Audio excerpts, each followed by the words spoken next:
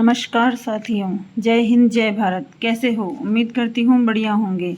मैं सुनीता शर्मा आपके YouTube channel पर हार्दिक स्वागत करती हूँ। जैसा कि हम हमेशा की तरह जैसा कि हमारा टारगेट है SSC GD को क्लियर करने का, तो मैं हमेशा की तरह आपके लिए प्रैक्टिस सेट लेकर के आई हूँ जिसमें 20 प्रश्न हैं जो कि आपको बहुत पसंद आएंगे। मैं यही कहूँगी दोस्तों, जब तक एग्ज़ाम क्लियर ना हो तब तक जी जान लगा दीजिए। दोस्तों, न थकान होनी चाहिए न हार होनी चाहिए। जीत के लिए निकले हैं तो बस जीत ही होनी चाहिए। इतनी शिद्दत से परिश्रम करो कि हार भी शर्म से हार जाए। तो दोस्तों, मैं यही कहूँगी कि पूरी मेहनत और लगन के साथ में अपनी पढ़ाई कीजिए और अपना आकलन करने के लिए इन प्रश्नों का सहारा लीजिए, तो आपको अपनी मंजिल फटाफट ही मिल जाएगी। तो दोस्तों देखिए, चलते हैं हमारी स्क्रीन पर। पहले नंबर का प्रश्न देखते हैं।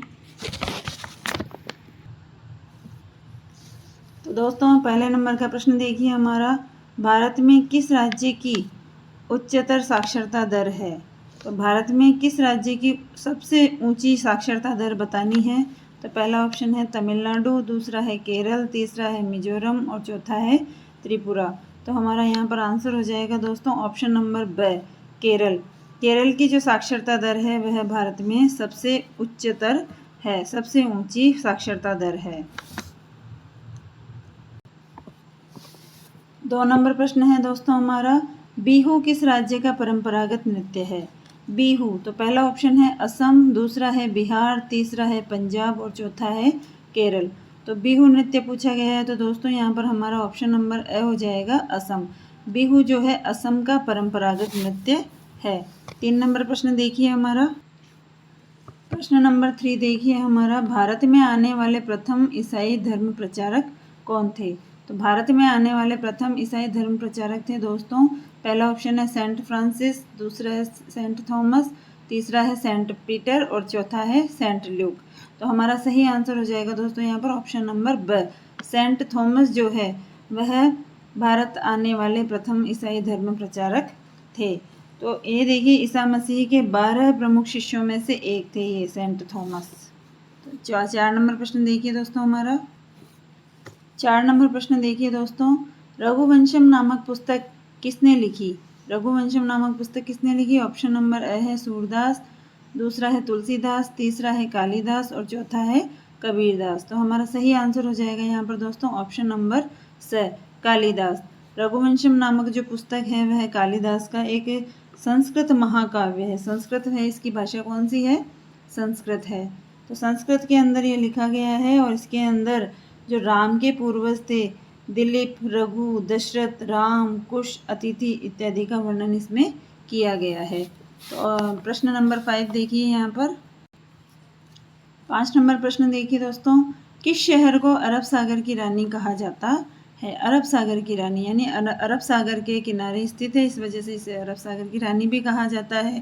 तो देखिए, पहला ऑप्शन है बेंगलुरु, दूसरा है मुंबई, तीसरा है कोचीन और चौथा है पुणे। तो हमारा सही आंसर हो जाएगा दोस्तों यहाँ पर स ऑप्शन, कोचीन। इसको कोच्चि भी कहा जाता है, जो कि कहाँ पर है? केरल में स्थित है। कहाँ पर है ये? केरल में है। तो किस शहर को अरब सागर की रानी कहा जाता है? कोचीन को कहा जाता है और यह केरल में स्थित है। 6 नंबर प्रश्न देखिए दोस्तों, 6 नंबर प्रश्न में देखिए दोस्तों, वर्तमान में फारस को किस नाम से जाना जाता है? वर्तमान में फारस को किस नाम से जाना जाता है? तो हमारा पहला ऑप्शन देखिए इजराइल, दूसरा है इराक, तीसरा है ईरान, चौथा है कुवैत। तो यहाँ पर हमारा सही आंसर हो जाएगा दोस्तों ऑप्शन नंबर स, ईरान। वर्तमान में फारस को जो है ईरान के नाम से जाना जाता है। 7 नंबर प्रश्न देखिए दोस्तों, लंदन किस नदी के किनारे स्थित है? तो ऑप्शन नंबर ए हो जाएगा जेम्स, दूसरा है टेम्स, तीसरा है नील नदी और चौथा है सिंध नदी। तो लंदन जो है टेम्स नदी के किनारे है। ऑप्शन नंबर ब सही हो जाएगा, टेम्स। लंदन जो है टेम्स नदी के किनारे स्थित है।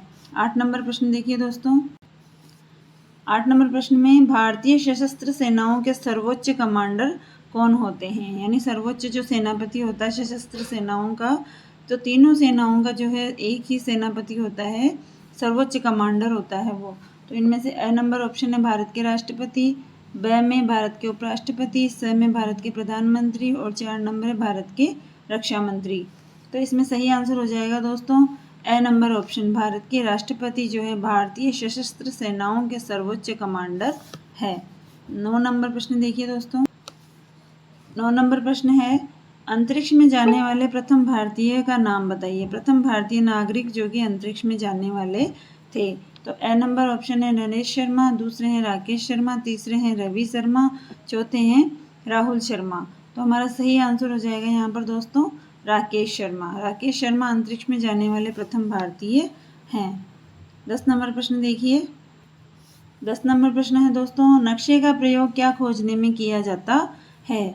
तो पहला नंबर ऑप्शन है दूरी, दूसरा है लंबाई, तीसरा है दिशा और चौथा है उपरोक्त सभी। तो दोस्तों नक्शे का प्रयोग जो है हम इन तीनों को ही खोजने में करते हैं। तो दूरी, लंबाई, दिशा तीनों का प्रयोग नक्शे का प्रयोग करते समय हमें काम में लिया जाता है। तो द नंबर ऑप्शन हो जाएगा उपरोक्त सभी। 11 नंबर प्रश्न देखिए।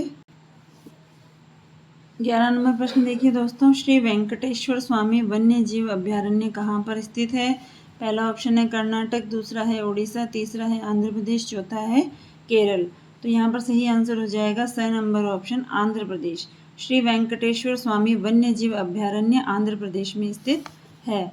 12 नंबर प्रश्न देखिए।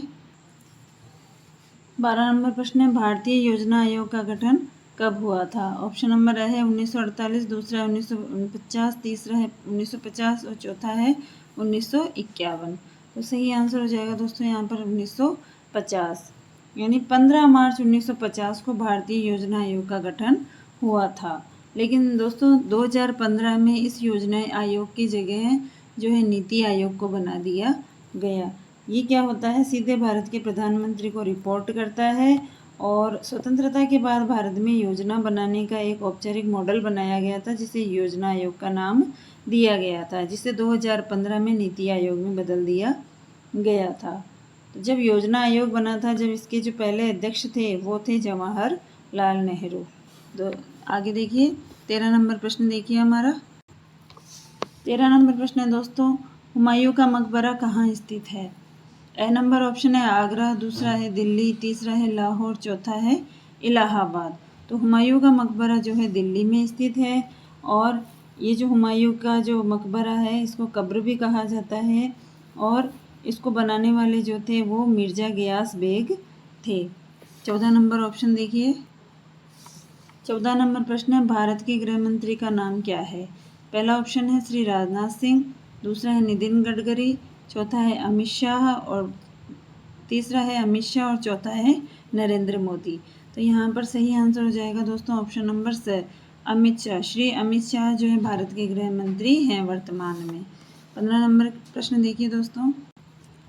15 नंबर प्रश्न में, भारत और चीन को कौन सी रेखा विभाजित करती है। भारत और चीन के मध्य कौन सी है। पहला ऑप्शन है चीन लाइन रेखा, मैकमोहन रेखा, रेडक्लिफ रेखा और डुरंड रेखा। तो हमारा सही आंसर हो जाएगा ऑप्शन नंबर ब, मैकमोहन रेखा जो है भारत और चीन के मध्य रेखा जो है इन दोनों को विभाजित करने वाली रेखा है। तो दोस्तों कमेंट बॉक्स में ये बताइएगा कि भारत और पाकिस्तान के बीच में कौन सी रेखा है जो इन दोनों देशों को विभाजित करती है। अगर वीडियो पसंद आए तो लाइक करें, शेयर करें और चैनल पर नए हैं तो सब्सक्राइब जरूर कर दें दोस्तों। तो देखिए आगे हमारा 16 नंबर प्रश्न।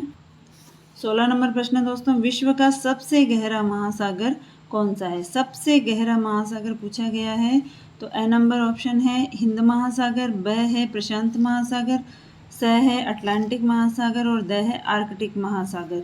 तो हमारा सही आंसर हो जाएगा दोस्तों यहाँ पर ब ऑप्शन, प्रशांत महासागर जो है विश्व का सबसे गहरा महासागर है। 17 नंबर प्रश्न देखिए दोस्तों। 17 नंबर प्रश्न दोस्तों, निम्नलिखित में से कौन सा भारत का सर्वोच्च खेल पुरस्कार है। ए नंबर ऑप्शन है द्रोणाचार्य पुरस्कार, ब है अर्जुन पुरस्कार, स है राजीव गांधी खेल रत्न पुरस्कार और द है पद्मश्री पुरस्कार।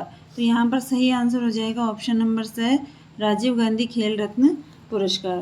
तो दोस्तों देखिए 1991-92 में, सन 1991-92 में राजीव गांधी खेल रत्न पुरस्कार के नाम से इसे जाना जाता था, लेकिन साल 2021 में इसका नाम बदल करके मेजर ध्यानचंद खेल रत्न पुरस्कार कर दिया गया था। तब से इसे इसी नाम से जाना जाता है। तो आपसे पूछ लिया जाए कि भारत का सर्वोच्च खेल पुरस्कार कौन सा है, तो राजीव गांधी खेल रत्न पुरस्कार। ऑप्शन नंबर C जो है सही हो जाएगा। 18 नंबर प्रश्न देखिए।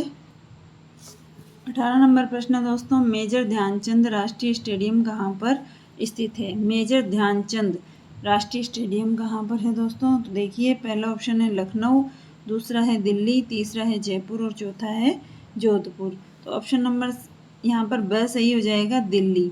मेजर ध्यानचंद राष्ट्रीय स्टेडियम कहाँ पर स्थित है? नई दिल्ली में स्थित है। प्रश्न नंबर 19 देखिए। 19 नंबर प्रश्न दोस्तों, भारत ने गोवा को पुर्तगालियों से कब आज़ाद करवाया था? ऑप्शन नंबर ए है 1947, 2 नंबर है 1965, 3 नंबर है 1961 और चौथा है 1960। तो दोस्तों इसका सही आंसर हो जाएगा ऑप्शन नंबर C 1961। तो देखिए दोस्तों, वास्को डी गामा जो कि एक पुर्तगाली यात्री था, वह 1498 में भारत आया था और इसके 12 वर्षों के भीतर पुर्तगालियों ने गोवा पर कब्जा जमा लिया था, जो कि 1510 से शुरू होता है।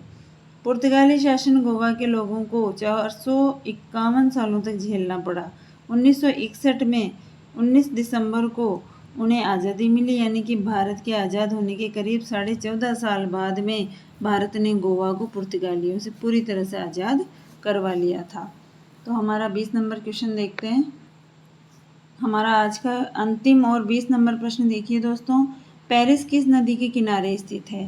पेरिस किस नदी के किनारे स्थित है? ए नंबर ऑप्शन है सीन, ब नंबर है वोल्गा, स नंबर है नील और द नंबर है इनमें से कोई नहीं। तो यहाँ पर आज का हमारा सही आंसर हो जाएगा ए नंबर ऑप्शन, सीन नदी के किनारे। पेरिस जो है सीन नदी के किनारे स्थित है।